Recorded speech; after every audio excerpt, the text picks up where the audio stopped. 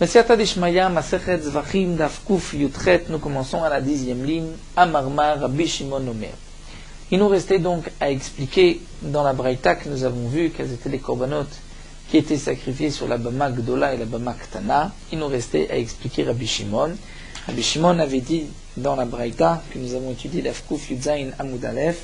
Rabbi Shimon dit Af Tzibur lo ikrivu el apsachim vechovot shekavu alaim zman. Que même le Tzibur n'a sacrifié dans la Bama Gdola que Psachim, que le Korban Pesach et les Chovot shekavu alaim zman qui ont un moment fixe, c'est-à-dire les Korbanot obligatoires qui ont un moment particulier fixé par la Torah.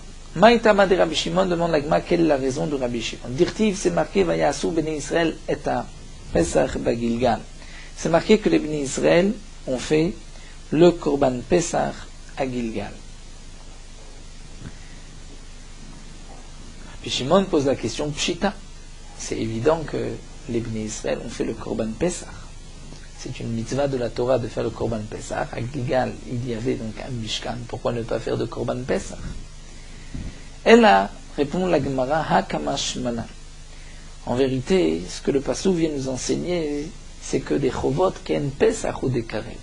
Le Passouk vient nous dire, c'est pas seulement le Korban Pesach, mais tout Korban qui est comme le Korban Pesach, c'est-à-dire une obligation du moment, ce Korban peut être sacrifié. Alav ken Pesach lo Karev. Mais si ce n'est pas une obligation comme le Korban Pesach, qui est un jour précis, il n'était pas sacrifié. Juste pour bien comprendre, Rashi expliquait que ce que Rabbi Shimon vient exclure, c'est le parelem davar et les seir avodat kochavim, qui sont des chovot du tzibur, lorsque l'ensemble de la communauté a fauté parce que le Bedin s'était trompé, ils apportent parelem davar chez le tzibur, ou bien, si le Bedin avait permis la avodazara, que les Israël ont fauté, ils vont apporter les seir avodat kochavim. Ces korbanot, c'est une chova, une obligation, c'est du tzibur, mais il n'y a pas de moment fixe, on peut les apporter quand on veut. Donc d'après Rabbi Shimon, ces korbanot n'ont pas été sacrifiés puisqu'ils ne ressemblent pas au korban Pesach, qui est une obligation, qui est tzibur, puisque korban Pesach est considéré comme un korban tzibur, puisque les Bnei Israël se regroupaient pour apporter le korban Pesach.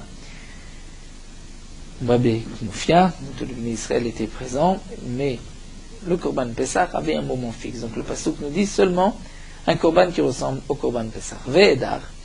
Et ceux qui sont cholkim avec Rabbi Shimon, qui pensent que toutes les chovot du tzibur pouvaient être sacrifiées, mais vaïelé, l'ek de Rabbi Yochanan, vont expliquer ce pasouk comme l'enseignement de Rabbi Yochanan. D'Amar Rabbi Yochanan, Mishum Rabbi Bena, Arel Mekabel Aza'a. Rabbi Yochanan vient nous donner un chidusha, Arel, c'est-à-dire celui qui était incirconcis, qui est devenu impur, qui a touché un mort, on pourra le purifier le 3e et le 7e jour. Et donc, il va se purifier de son impureté de mort. Il pourra même, donc s'il touche des kodashim, il ne les rendra pas impurs. Bien qu'il reste malgré tout Arel incirconcis. On ne va pas dire, puisqu'il est Arel, la Haza'a n'a pas d'effet. Et ça, je l'apprends du Passouk, nous explique Rashi, puisque les Bnei Israël ont fait le Korban Pesach à Gilgal, c'est-à-dire Kehil Chato, c'est-à-dire que les Bnei Israël ont fait la Mila, et ils étaient purs. Et lorsque les Bnei Israël sont rentrés en Eretz Israël, la majorité des Bnei Israël étaient incirconcis, puisque c'est marqué que dans le désert, ils n'ont pas pu se circoncire. Et donc dans Masechet Yebamot, c'est marqué que le 10 Nissan, ils ont passé le Yarden. Ce jour-là, ils n'ont pas fait la circoncision, puisque le chemin, la fatigue du chemin, était dangereux pour eux. Ils ont fait donc le 11 Nissan, la Brit Mila. Du 11 Nissan jusqu'au 14 Nissan, il n'y a pas 7 jours d'intervalle. Donc si le Harel doit attendre d'être circoncis pour ensuite se purifier de la Tumat Met, les Bnei Israël n'auraient pas pu se circoncire le 11 et faire le Korban Pesach Betahara en état de pureté le 14. Puisque nous dit Rashi, ils étaient en majorité tous Tmei Metim, puisque leurs pères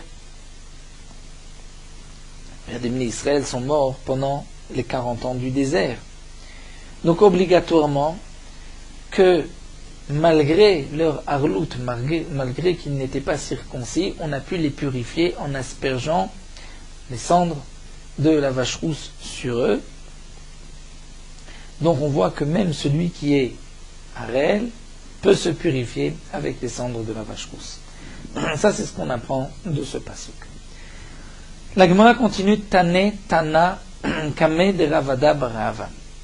On a rapporté, c'est-à-dire il y avait un homme qui avait l'habitude de rapporter des enseignements, des braïtot. Une braïta était rapportée de Ravada Barava. En ben bama gdola le bama ktana et la pesach vechovot akavua la emzman.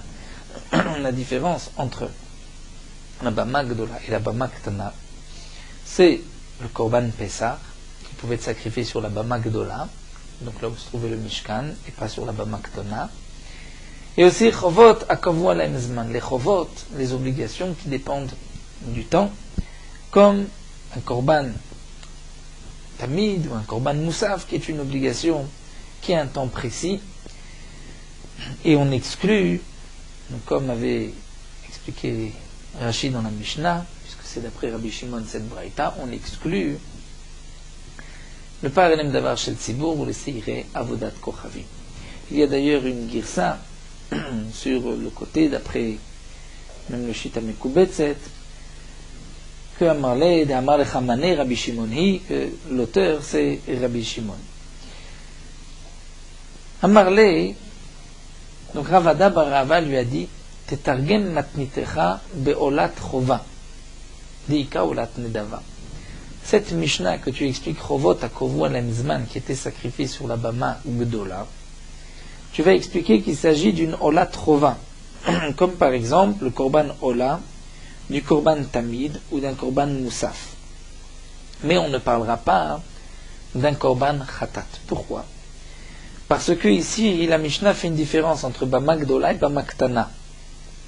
Donc, le korban ola, beolat chova, deika olat nedava. Il y a aussi une olat nedava qui peut être sacrifiée par le Israël sur une bama ktana.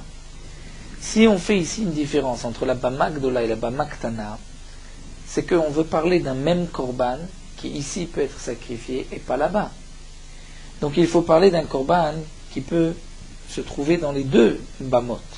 Dei khatat, parce que si tu dis qu'il s'agit du korban khatat, c'est ce que la braïta veut dire, chovot akovon zman, le khatat de Rosh Chodesh, par exemple, ou des autres moussafim. Alors, on se posera la question Khatat Nedava Miika, est-ce qu'il y a une Khatat Nedava qu'on peut offrir, c'est-à-dire que le Yachid pourrait faire? C'est ainsi qu'on va lire, on va suivre la Girsa donc de Rashi, du Mesoret Hachas sur le côté. Et Rashi nous explique que, obligatoirement, cet enseignement de Rabbi Shimon, puisque c'est marqué Psachim et Chovot Akavulan Zman, c'est que Rabbi Shimon veut faire la différence ainsi et dire que Psachim n'était pas sacrifié dans la bama ktana, mais que dans la bama gdola. Et même les autres korbanot qui étaient sacrifiés ici et là, dans la bama gdola et bama ktana, la différence, c'est que dans la bama ktana, il n'y avait que des nedavot, et dans la bama gdola, il y avait même les chovot. Donc on peut parler du même korban. C'était des bama ktana, il y avait des chovot comme korban ola, et dans la bama gdola, on pouvait faire ces chovot, c'est-à-dire korban ola, donc on reste toujours dans le korban ola, mais parce que c'est une chova. Mais si on parle dans la bama gdola de khatat, on ne peut pas dire qu'il y avait khatat nedava, puisque il n'y a pas de khatat nedava. Donc puisque nous explique Rashi, Rabbi Shimon n'a pas dit simplement la différence entre bama gdola et bama ktana, c'est les chovot akov ou l'emzman, et on aurait inclus aussi le korban pesach. C'est que Rabbi Shimon tient à préciser dans cette braïta que les korbanot qui étaient sacrifiés ici et là, il y a une différence, puisque c'est seulement les nedavot dans la bama ktana et les chovot dans la bama gdola. Et quel est le korban où on trouve nedava et chova? C'est korban ola. Mais khatat, il y a chova, mais il n'y a pas nedava. Donc le korban khatat ne peut pas faire partie de ce qui est marqué dans la Mishnah ici, dans la Braïta, chovot akovoem zman. La Gemara poursuit et pose la question velukma beminchat chova. Pourquoi on n'expliquerait pas chovot akovoem zman d'une mincha de chova, daïka chavitin? Parce qu'il y a aussi la minchat chavitin, qui était donc la mincha que le Kohen Gadol devait apporter, ça c'est une chova. Et la Nedava, il y avait aussi des Menachot Nedava. Donc on aurait pu dire que la Minchat Chova était dans la Bama Gdola, mais dans la Bama Ktana, il y avait des Menachot Nedava. Et la Gemara répond parce que Kassavar Bishimon pense que En Mincha Bebama, il n'y avait pas de Mincha Bebama, puisque c'est marqué Zvachim. Et donc, puisqu'il n'y a pas de Mincha, on ne peut expliquer que Korban Ola. Donc, après avoir vu quels sont les korbanot qu'on pouvait sacrifier sur la Bama Gdola, la Bama Ktana, nous avons vu que c'est toute une machloket. Donc, il est évident que dans la Bama Gdola, on pouvait faire le Korban Pesach, et qu'on pouvait aussi sacrifier les chovot à Kavualem Zman, qui ont un moment fixe, comme le Korban Tamid et les Moussafim. Il est aussi évident, d'après tout le monde, que le Yachid, le particulier, lorsque les Bamot étaient permises, pouvait donc sacrifier toute Nedava, comme Korban Ola et Shlamim. Mais nous avons vu une machloket à propos des Menachot et de Nézirut. Nous avons vu aussi une machloket à propos des chovot du yachid, du particulier, comme un korban khatat ou hacham. Est-ce que le particulier pouvait sacrifier ses chovot sur la bama gdola ou pas? Et nous avons vu aussi une machloket concernant les nesachim, est-ce qu'ils étaient sacrifiés dans les bamot? Et encore une machloket concernant les chovot qui ne sont pas comme par l'em davar chez le Tzibour, est-ce qu'ils étaient sacrifiés sur les Bamot Gdolot? Là, nous allons continuer et nous allons voir, lorsque le Mishkan se trouvait ensuite à Shiloh, quel était le minimum du Mishkan Shiloh. Mais à la fin du Hamoud, nous verrons combien de temps est resté le Mishkan à Gilgal, à Shiloh, et le Beth Amikdash, donc ceci sera expliqué. Donc nous avons vu Baoul et Shiloh, que lorsque les Bnei Israël sont arrivés à Shiloh, c'est-à-dire ils ont amené le Mishkan à Shiloh, le Mishkan à ce moment-là n'était pas exactement comme le Mishkan dans le désert, puisque ce n'était pas des poutres et au-dessus des tentures pour le Ohel Moed. Mais comme nous a dit la Mishnah, il y avait une maison de pierre, et les murs étaient de pierre et les tentures étaient par-dessus. Dans le Mishkan du désert, les murs étaient des poutres et il y avait les yeriot au-dessus. Au Beth Amikdash, les murs étaient de Avanim et le toit aussi était de Avanim, mais dans le Mishkan Shiloh, c'était une maison de Avanim et les tentures. Maintenant, d'où est-ce qu'on sait? Amar Rabbi Chia Baraba, Amar Rabbi Yochanan, puisque Katouv Echad Omer dans un passouk, c'est marqué Vatevi'e ou Bet Hashem Shiloh, à propos de Shmuel, que Hana sa mère l'a amené Bet Hashem Shiloh, dans la maison d'Hashem Shiloh, donc on voit Baït. Et Katouv Echad Omer, il y a un passouk qui dit Vaïtosh Mishkan Shiloh, Oel Shiken Ba'adam, donc on parle de Mishkan de Oel. Vective, nous avons notre passage qui dit Vaïmas Be'oel Yosef, Shevet Ephraim lo Bachav, donc on parle encore de Oel, à Ketzad. Donc là, Itacham Tikra, il n'y avait pas de Tikra de toit, une pierre, il y avait des tentures, c'est pour cela que c'est appelé Oel. Et là, Avanim Milemata, c'est pour ça que ça s'appelait Baït, Avanim Milemata Veriot Milema'alan, donc des pierres en bas comme mur et des tentures en haut, Vei Haïta Menucha, et c'est ce qui est appelé Menucha dans le Pasuk. On dit le baptême Data. La Menucha et la Nachala. Menucha c'est Shiloh et Nachala c'est Yerushalayim. Lorsque les Bnei Israël sont arrivés à Menucha et à Nachala, c'est là que les Bamot ont été interdits, puisque le Passouk dit vous pouvez aujourd'hui sacrifier sur des Bamot tant que vous n'êtes pas arrivé à la Menucha et la Nachala. Kodesh Kodashim, nous avons vu que à Shiloh, les Kodesh Kodashim étaient mangés à l'intérieur. La Mishnah nous avait dit Kodesh Kodashim nechal mifnim naklaim deklaim, et les Kadashim kalim étaient mangés bechol haroé, c'est-à-dire ils étaient mangés là où on voyait de loin Shiloh. Minanim d'où est-ce qu'on sait? Amar Raboshia nous dit d'Amarka, la Torah nous dit Ishamer lecha pen ta'ale olotecha bechol makom asher tir'e. Il fait attention de ne pas ta'aler olotecha, c'est-à-dire de monter sur un autel le korban, dans tout endroit que Asher tiré que tu verras.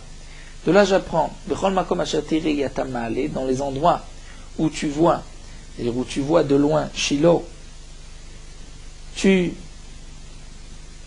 ne pourras pas ma'aler, c'est-à-dire faire des korbanot. Et donc le pasuk nous parle au moment où les Bnei Israël sont arrivés El Amenucha, où là les bamot seront donc interdites. Le pasuk dit tu ne pourras pas monter un sacrifice sur un misbéach, là, bechol makom asher tiré, que tu vois de loin Shiloh, mais tu pourras avalata ochel bechol makom shata orev. C'est marqué, tu ne pourras pas ta'aler, peine ta'aler, de peur que tu montes sur un autel un korban. Donc j'apprends que la hala'a est interdite, mais manger c'est permis. Bechol haroy.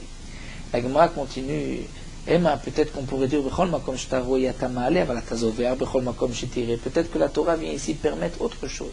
C'est vrai qu'on ne peut pas monter un korban sur un autel de là où on voit Shiloh, mais peut-être qu'on peut égorger un korban là où on voit Shiloh. Amar Rabbi Yannai dit non, impossible. Amarka, la Torah dit Sham ta'ale, Vesham ta'ase. C'est marqué là-bas, Sham ta'ale, Olotecha, Vesham ta'ase. Donc c'est là-bas, là où on est malé, dans le Mishkan, c'est là-bas aussi ta'ase qu'on fera la shrita. Donc on ne peut pas faire la shrita à l'extérieur. Donc le pasuk qui dit Pen ta'ale, Olotecha vient exclure la achila qu'on peut manger. Ça c'est première explication. Rav Avdimi bar Chassa Amar, Avdim bar Chassa lui va rapporter dans notre pasuk. Amarkra, la Torah dit, Velo te'enat Shiloh. Rashi nous explique que ce pasuk n'existe pas, mais le pasuk est un peu différent. Mizracha te'enat Shiloh, un pasuk dans Yoshua. De là on apprend, Makom shekol avoy oto mitaneach alaf. Te'enat c'est la shon, onia va onia, c'est-à-dire où les gens vont soupirer, se plaindre, pleurer. C'est-à-dire là où ensuite ils sont revenus à l'endroit où ils mangeaient des korbanot auparavant, ils se sont rappelés et ils ont donc pleuré, soupiré, ils se sont plaints sur l'endroit, chez Kolavo Oto, tout celui qui voit cet endroit, Mitane Achalav Alachilat Kodashim Shelo, il se rappelle, il soupire sur les Kodashim qu'il pouvait manger à cet endroit-là. Donc on apprend qu'à Shilo on pouvait manger des korbanot dans tout endroit où on voyait de loin Shilo. Rabbi Avaou Amar, Rabbi Avaou lui apporte un autre pasuk. Amarka, c'est marqué Ben Porat Yosef, Ben Porat Ale Ayin Banot Ada Alesho. On va être d'Oresh le pasuk de cette manière. Ayin, puisque c'est marqué Ale Ayin, on apprend Ayin Shelo Ratzta Lazun, l'œil qui n'a pas voulu se nourrir, les notes ou profiter, mais d'avoir Sheno Shelo de ce qui n'était pas à lui, c'est-à-dire Yosef qui n'a pas voulu profiter de la femme de Potiphar. Tizke, cet œil va mériter, donc sa descendance, Vetochal, Kemelo Enea, et on pourra manger dans l'endroit qui se trouve sur le Chelek de Yosef, puisque Shilo se trouvait dans la part de Yosef, et il pourra manger là-bas Kemelo Enea, c'est-à-dire là où on voit Shilo de loin. Et Rachid nous explique, donc Ben Porat Yosef, Milachon Porat Piria Verivia, c'est-à-dire que puisqu'il n'a pas regardé avec son œil, donc ceci va lui permettre d'avoir un endroit en plus, un endroit où il pourra manger les korbanot par rapport auparavant où on ne mangeait que dans les kodashim qui ne pouvaient être mangés que dans le Machane Israël. Là on pouvait manger, ou dans la muraille à l'intérieur du Yerushalayim, là on pouvait manger même au loin, là où on voyait Shilo de loin. Donc c'est Ben Porat Yosef, nous dit Rashi, Ben Porat, c'est-à-dire grâce à son œil, il a un endroit qui lui a été élargi, qui a grandi, et donc n'oublions pas que le Mishkan Shilo se trouvait dans la part de Yosef. Rabbi Yosef Rab Hanina Amar lui va dire d'un autre pasuk, c'est marqué Urtson Shochni Sene. Que signifie le pasuk Urtson Shochni Sene? C'est-à-dire par le ratson, par la volonté, que Aïn Shelo Ratzta Leinon Davar Sheno Shelo, l'œil qui n'a pas voulu profiter de ce qui ne lui appartient pas, de la femme de Potiphar. Donc c'est par cette volonté, alors Tiske, Urtson, cette volonté-là, Urtson Shochni Sene, c'est-à-dire il va avoir le mérite Tiske, Rachel Ben Asnouim, qu'il pourra manger, Ben Astroim, c'est-à-dire, ce n'est ici Nashon Sin'a, entre les autres Shvatim qui le détestaient, puisque ce sont ceux qui ont vendu, et les Shvatim avaient vendu Yosef. La Gemara continue Tana. Donc nous avons vu plusieurs passos qu'à Shiloh on pouvait manger les Kadashim Kalim, là on voyait le Mishkan Shiloh de loin. Tana, nous avons une braïta, Roé Sha'amrou, Roé Kulov la Mafsik Beno le Beno. C'est seulement Roé si on voit le Mishkan Shiloh, mais pas s'il y a quelque chose qui nous empêche de voir, qui fait écran entre Shiloh et l'endroit où on veut manger. Amarle Rabbi Shimon ben Elikum le Rabbi Lazar, Rabbi Shimon Elikum dit à Rabbi Lazar, Esbera Lecha, je vais t'expliquer, ou d'après une autre girsa, Esberali, explique-moi, à Marley, il lui a dit Kegon Bekinishta de Maon, comme par exemple le Bet Knesset, cette synagogue de Maon, de là-bas on voyait Shiloh, et il n'y avait aucune interruption entre cette synagogue et Shiloh. Amar Rav Papa rajoute et dit Roé Shambrou l'oré Kulo, et l'oré Mikzato. Rav Papa dit on n'est pas obligé de voir tout le Mishkan Shiloh, même si on ne voit qu'une partie, c'est suffisant pour pouvoir manger de là-bas les Kadashim Kalim. Baé Rav Papa, mais Rav Papa se pose le problème suivant. Omed Veroé, Yoshev Venoroé. Quel est le din d'un endroit où s'il est debout, il peut voir Shiloh, mais s'il est assis, il ne voit pas Shiloh. Baé Rabbi Yirmiyah lui pose le problème suivant. Omed, s'il est debout, al Sfat al-Nachal, d'après le Shtam Mekubet, cette Veroé, il est au bord d'un fleuve, et il voit. Mais lorsqu'il est Betoch ha-Nachal venoroé, dans le Nachal, il ne voit pas, quel est le din, est-ce qu'il pourra manger ou pas? Donc ces deux questions, Tekou, restent suspendues jusqu'à la venue d'Elionavit, Tishvi, Zeretz, Kushot, Ubay. Car Rav Dimi Amar, lorsque Rav Dimi est venu, il a dit que Amar Rebi a enseigné,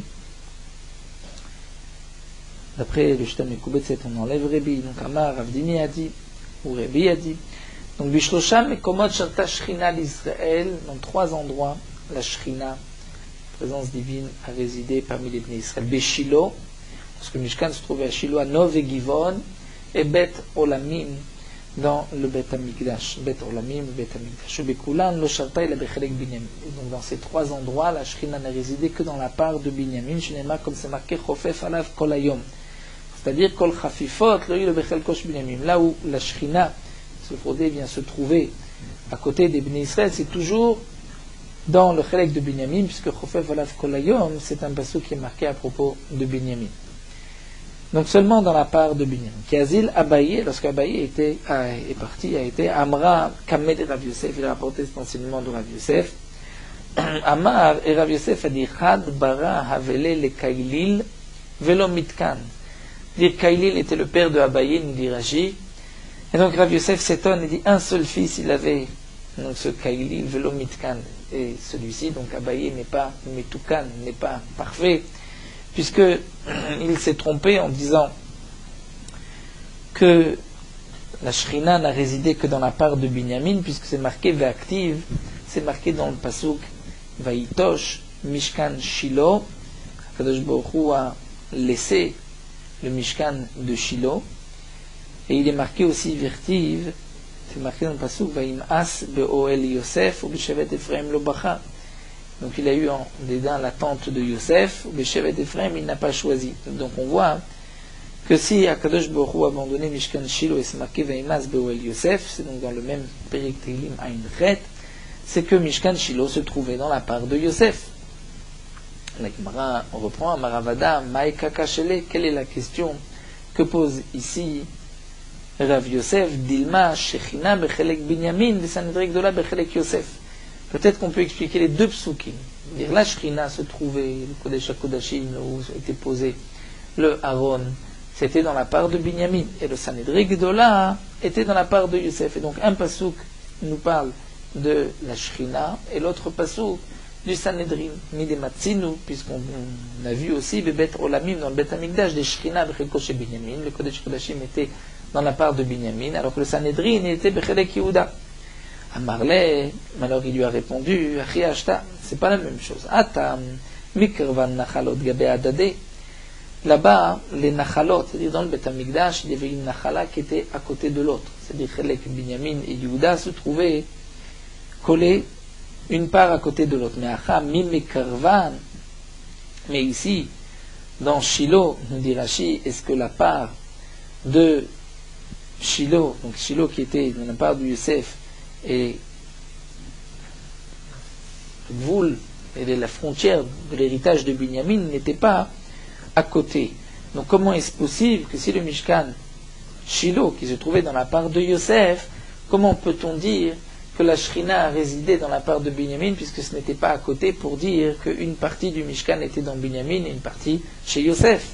Alors la Gemara va répondre, on peut aussi expliquer que la part de Binyamin était à côté de celle de Yosef. Pourquoi? Comme Rabbi Chama bar Rabbi Hanina l'a dit, nous avons vu plus haut à propos du Yesod, du Mizbeach, que le Mizbeach n'avait pas des quatre côtés le Yesod, puisque le Yesod, le Mizbeach ne pouvait se trouver que dans la part de Binyamin, et il y avait une part de Yehuda qui sortait, une Retzoua, une parcelle de terrain, qui pénétrait du côté de Binyamin, qui appartenait donc à Yehuda, et c'est pour cela que le Mizbeach, le Yesod, ne pouvait pas être construit à cet endroit-là. Donc, comme a dit Rabbi Hanina, Retzoua ita yotzet mechelko shel Yehuda v'nechneset mechelko shel Binyamin, il y avait une parcelle de terrain qui sortait de la part de Yehuda, donc une parcelle de Yehuda qui rentrait dans la part de Binyamin. C'était toute la partie de gauche, donc sud du Mizbeach, et c'est pour cela qu'il n'y avait pas donc de Yesod ou Baï, un Mizbeach Banouy, donc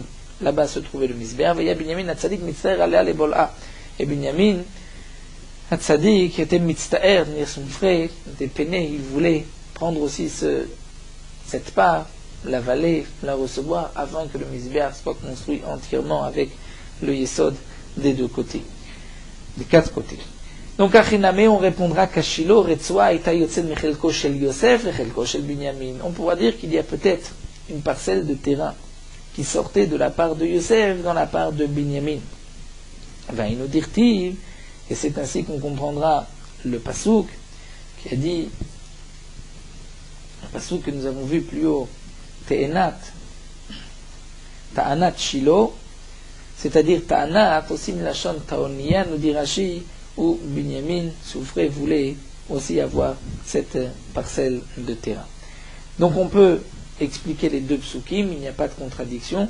C'est vrai que Shiloh pouvait se trouver à la fois une partie chez Binyamin, une partie chez Yosef, s'il y avait une Retzoua qui sortait du Chelek de Yosef, dans le Chelek de Binyamin.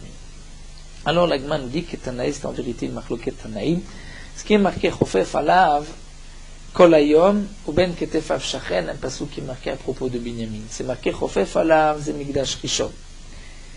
Que la Shrina se trouvait dans la part de Binyamin dans le premier Beth Amikdash. Kol Hayom, c'est au Migdash Sheni, deuxième Beth Amikdash. Ou Ben Ketef Avshachen, Elohim Ot HaMashiach, c'est à l'époque du Mashiach. Alors que Rabbi Omer, Chofef Alav, c'est Olam Hazeh. Kol Hayom, Elohim Ot HaMashiach, ou Ben Ketef Avshachen, c'est Olam Haba. Et donc, Rashi nous explique que d'après Rébi, où c'est marqué Chofef alav ze haolam hazeh, donc haolam hazeh, c'est-à-dire là où la Shrina a résidé, c'était toujours parmi Binyamin, donc même Shiloh, Nov et Givon. Donc d'après Rébi, la Shrina a résidé toujours chez Binyamin, alors que d'après Tanakama, c'est Migdash Rishon, Migdash Sheni, mais à Shiloh, la Shrina a résidé chez Yosef, puisque Shiloh se trouvait dans la part de Yosef. Tanou Rabbanan, la Gemara nous rapporte une braïta. Yeme Ohel Moed Sheba Midbar.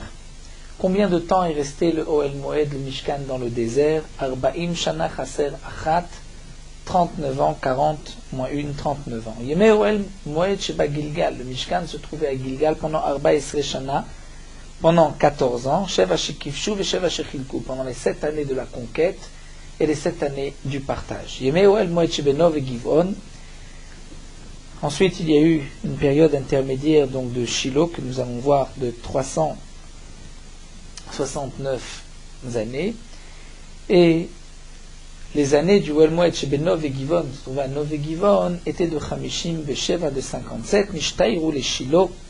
Donc il reste pour Shiloh, Shloshmot Veshivim Chaser Achat, donc 370 moins une année, 369 années.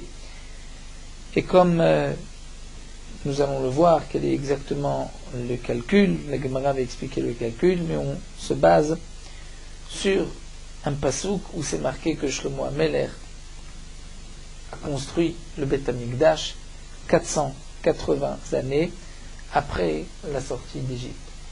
Donc lorsque on va enlever les 39 ans du désert, 14 ans de Gilgal, 57 de Nové Givon. Il restera donc 369 années pour le Mishkan de Shiloh. La Gemara explique que Me'oel Moed Shema Midbar, donc le Moed dans le désert était de Arbaim Chasracha de 39 ans, Minalan d'où est-ce qu'on sait, de Amarma, puisqu'on a enseigné, Shana Rishona Asa Moshe et Mishkan, la première année après être sorti d'Égypte, Moshe Rabbeinu a construit le Mishkan, Shnia, la deuxième année, où Kam a Mishkan, le Mishkan a été érigé. Le Shalach Moshe Meraglim, c'est à ce moment-là que Moshe Rabbeinu a envoyé les espions. Donc, puisque le Mishkan a été, d'après cette braïta, érigé la deuxième année, que les Bnei Israël sont restés en tout 40 ans dans le désert, donc le Mishkan n'est resté que 39 ans dans le désert. Chez Begilgal Arba Esrei, il y avait 14 ans, Sheva Shekivshu et Sheva Shechilku. 7 années de la conquête, 7 années du partage. Minalan d'où est-ce qu'on sait, l'Agma nous rapporte un passouk. De Kamar Kalev, puisque Kalev a dit, c'est que Kalev faisait partie des espions. Moshe Rabbeinu lui a promis à cette époque-là la ville de Hebron, et lorsqu'ensuite Kalev est venu réclamer cette ville, c'est marqué dans le passouk Ben Arbaim Shana Anochi Bishloach Moshe Ved Hashem Oti Mikadesh Barnea. Kalev dit j'avais 40 ans lorsque Moshe Rabbeinu m'a envoyé de Kadesh Barnea les Regel et Ta'aretz pour espionner la terre. Ensuite, va Hashev Oto Davar Kashet Im Levavi. Et donc j'ai répondu comme ce que j'avais donc avec mon cœur. Vective, donc c'est-à-dire que lui n'avait pas parlé du mal de la terre. Vective, et c'est marqué Ve'ata, et maintenant Ine Anochi Hayom Ben Chamesh ou Shmonim Shana. J'ai aujourd'hui Shmonim Vechamesh Shana, c'est-à-dire 85 ans. Donc si au moment où Moshe Rabbeinu a envoyé des espions, il avait 40 ans, aujourd'hui il a 85 ans, c'est que 45 années sont passées depuis ce moment-là. Donc qui a vrai le Yarden Bar Kama, avec quel âge il avait lorsque il a traversé le Yarden? Il avait Bar Shivin Vetmane, il avait donc 78 ans, puisque 38 ans après que les Bnei Israël, que les espions ont été envoyés, et c'est là, ensuite où ils sont rentrés en Eretz Israël. Donc il avait Shivim Betmane, donc 78 ans, et ensuite, au moment où il vient prendre la terre, il dit Vekama Ben Chamesh Ushmonim Shana, 85 ans, Aresheva Shekivshu. Donc on voit que de 78 à 85, il y a 7 années, ce sont les 7 années de la conquête. Le Sheva Shechilku Minalan, et d'où est-ce qu'on sait que les Bnei Israël ont mis 7 ans à partager la terre? La Gemara répond Ibaetema mide Sheva Shekivshu, Sheva Name Shechilku. Puisque 7 années, Kivshu, ils ont conquis la terre, donc 7 années, ils ont aussi partagé la terre. Rachid nous dit que c'est une svara be'alma, une svara. C'est vrai que cette logique, cette svara nous échappe. Pourquoi? Parce que les Bnei Israël ont conquis la terre pendant 7 ans, c'est pour cela qu'ils l'ont partagé pendant 7 ans. Cette Gemara, Rabbi Chaim Mubris, qui avait l'habitude de rapporter cette Gemara comme exemple, que les svarot de la Torah ne sont pas si évidentes. Et donc, Rabbi Chaim a l'habitude de dire, celui qui pourra donc expliquer quelle est la svara, Sheva Shekivshu, Sheva Shechilku, il pourra ensuite essayer d'expliquer d'autres svarot de la Torah. Donc comme nous voyons ici que cette svara nous échappe, il faut comprendre que beaucoup d'autres svarot ne sont pas si simples et nous échappent aussi. Viva et Tema, où la Gemara nous rapporte une autre raison pourquoi c'est donc cette année de partage. Parce que sinon, on ne pourra pas trouver l'explication de ce passouk 14 ans après que la ville a été frappée. Là, il y a un long rachi qui va expliquer la preuve de la Gemara. C'est qu'en vérité, il y a un passouk qui est marqué dans Yecheskel. Le passouk dit donc, Be'esrim v'chamesh shana legalutenu, 25 ans de notre exil, Be'rosh Hashana, à Rosh Hashana, donc Rosh Hashana, on sait que c'est le premier Tishri. Mais ensuite, le passouk dit Be'asor la Chodesh, le 10 du mois. Le 10 du mois, c'est Yom Kippourim. Ce n'est pas Rosh Hashana. C'est marqué Barba Esreshana, Achar Asher Ukta Haïr, 14 ans, après que la ville a été frappée, c'est-à-dire que le Beth Amikdash a été détruit, Be'etzem Hayom Hazeh, Ra'ita Alai Yad Hashem, Ve'yeveoti Shama. Donc nous explique Rashi, la Gemara nous dit dans Masechet Echid, comment Rosh Hashanah le 10 du mois, quelle est l'année où le Rosh Hashanah de l'année c'est le 10 du mois, c'est Yom Kippourim, c'est l'année du Yovel. L'année du Yovel, c'est une année particulière où il y a un din particulier sur le Yom Kippourim du Yovel. Le Yovel commence à Yom Kippourim. Donc l'année où le début de l'année est le 10 du mois, c'est l'année du Yovel. Donc, puisque c'est marqué ici, Barba Esreshana, après la destruction du Beth Amikdash, que c'était l'année du Yovel. Donc Rashi nous dit, nous allons calculer à partir de quel moment, de quelle année les Bnei Israël ont commencé à compter le Yovel. C'est marqué que les Bnei Israël n'ont commencé à compter le Yovel qu'après la Yerusha et la Yeshiva, c'est-à-dire après avoir conquis et partagé la terre. Donc après ces 14 années. Donc si on compte que le Beth Amikdash a été détruit, donc 14 ans avant le Yovel, donc à la 36e année du Yovel. Puisque c'est marqué dans le Passouk 480 ans après la sortie d'Égypte, Shlomo HaMelech a construit le Beth Amikdash. Si on enlève les 40 années du désert, jusqu'au moment où ils sont rentrés en Eretz Israël, donc de 480, on va enlever 40 années, il reste encore 440. Si on rajoute aux 440, le Beth Amikdash a duré 410 années, ceci nous donne 850 années. 850 années, c'est 17 fois 50, c'est 17 Yovlot. Donc si la destruction du Beth Amikdash était 14 ans avant le Yovel, c'est que le Yovel n'a pas commencé immédiatement lorsque les Bnei Israël sont arrivés en Eretz Israël, mais que 14 ans plus tard.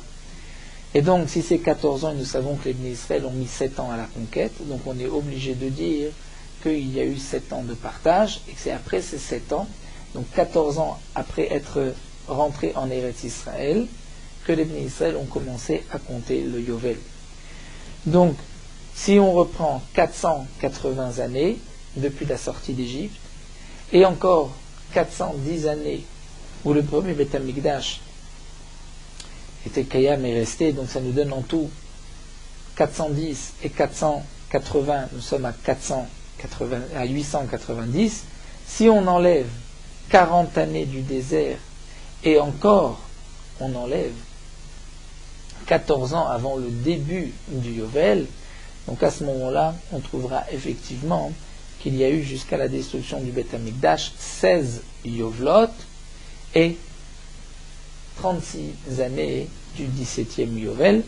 Donc c'est la preuve que les Bnei Israël ont mis 7 ans au partage. La Gemara continue, Oel Moed Shebenov et Givon, c'était Hamishim Vesheva, 57 ans, Minalan, d'où est-ce qu'on sait dire puisque c'est marqué dans le Passouk. Vayi ke azkiro et avon Elohim. C'est marqué que lorsque donc le Aaron a été pris en captivité, ce jour-là, Élie est mort, il est tombé de la chaise et il est mort. Et c'est à ce moment-là, donc, Vetana, nous avons une braïta, que Shemet Eli Cohen Charva Shilo, que Shilo a été détruit au moment où Eli Cohen est mort. Ubaou les Nov, et donc ils sont venus ensuite à Nov. Que Shemet Shmuel Aramati Charva Nov, lorsque Shmuel est décédé, c'est là que Nov a été détruit par Shaoul, Ubaou les Givon. Ensuite ils sont venus à Givon, Bertiv, et c'est marqué, Vayi Miyom Shevet Aaron Bikiriat Yarim, le Aaron se trouvait à Kiryat Yarim, c'est-à-dire après avoir été rendu, il a été rendu par les Pélishtim qu'il avait pris en captivité. À ce moment-là, ils ont mis le Aaron à Kiryat Yarim. Il est resté là-bas, nous dit Rashi, pendant 20 ans, jusqu'au moment où David Ameler l'a ramené